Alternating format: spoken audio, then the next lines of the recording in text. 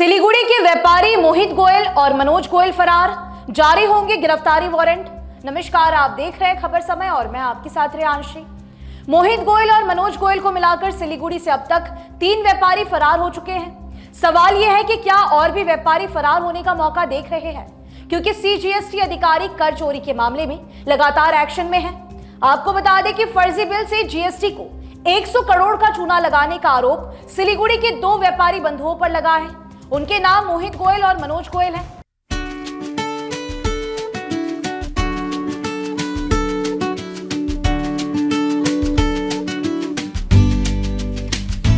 इन दोनों व्यापारी भाइयों का विस्तृत कारोबार है, जो सिलीगुड़ी से लेकर गुवाहाटी तक फैला हुआ है, पर अब वे फरार हैं।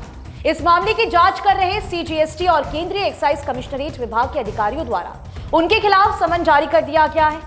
अगर उन्होंने जल्द ही आत्मसमर्पण नहीं किया तो उनके खिलाफ गिरफ्तारी वारंट जारी होंगे। मूल रूप से राजस्थान के रहने वाले मोहित गोयल और मनोज गोयल आपस में सगे भाई हैं। दोनों भाइयों की टाइल्स, मार्बल्स, सैनिटरी वेयर से संबंधित कई फर्म सिलीगुड़ी में चल रहे हैं। इन प्रतिष्ठानों में royal ceramics, Myra commercial corporation व एमपीएल सेरेमिक्स सिलीगुड़ी में स्थित है, जबकि Myra commercial private limited, fortune group, LUV international इत्यादि प्रतिष्ठान गुवाहाटी में चल रहे हैं।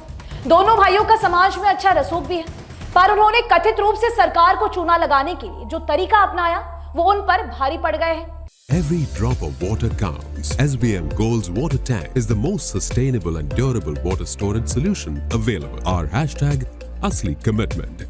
मालूम हो कि दोनों भाई फरार हो गए हैं, कहां गए हैं किसी को पता नहीं।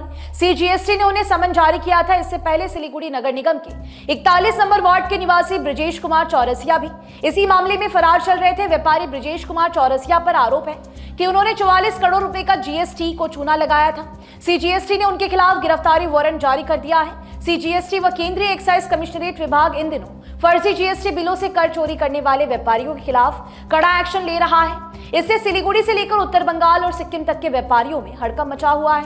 व्यापारी बंधु मोहित गोयल और मनोज गोयल के खिलाफ कर चोरी के मामले की जांच कर रहे अधिकारियों ने अपनी जांच में पाया है कि उन दोनों ने फर्जी जीएसटी बिलों के जरिए न केवल सिर्फ कर की चोरी की है।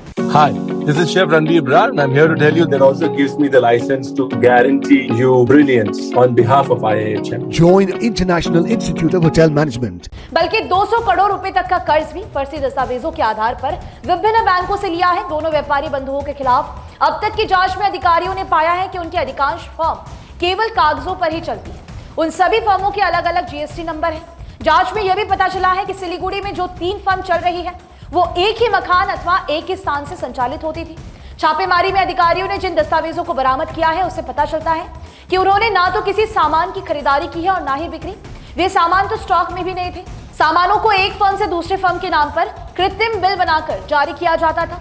फर्जी बिल की जांच से यह भी पता चला है कि इन बिलों से कोई भी ट्रक कभी भी किसी टोल नाका से नहीं गुजरा। इससे अधिकारी इस निष्कर्ष पर पहुंचे कि सरकार की आंखों में धूल झोंका जा रहा था। जांच अधिकारियों ने अपनी जांच में पाया कि दोनों सगे भाइयों ने इतना ही नहीं, इन फर्जी बिलों के आधार पर इनपुट टैक्स क्रेडिट का झूठा दावा किया और सरकार को लगभग 100 करोड़ रुपए का चूना लगाया। इसके बाद ही अधिकारियों ने उनसे पूछताछ के लिए समन भेजा था।